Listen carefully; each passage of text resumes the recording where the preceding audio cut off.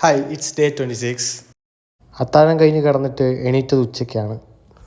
എണീറ്റ പാടെ റെഡിയായി നേരെ വിട്ട് എമ്പുരാൻ കാണാൻ. Most awaited. അപ്പോൾ പിന്നെ പടം കണ്ടിട്ട് വരാം. Okay.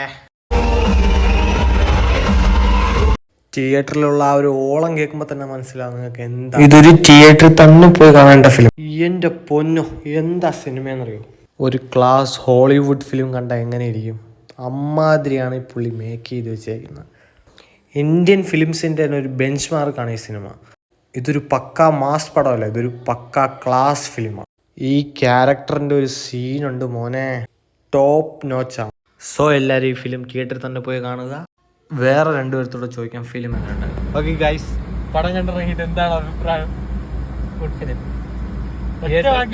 Theatre experience full. Mammootty ഒന്നും ശരിയായില്ല.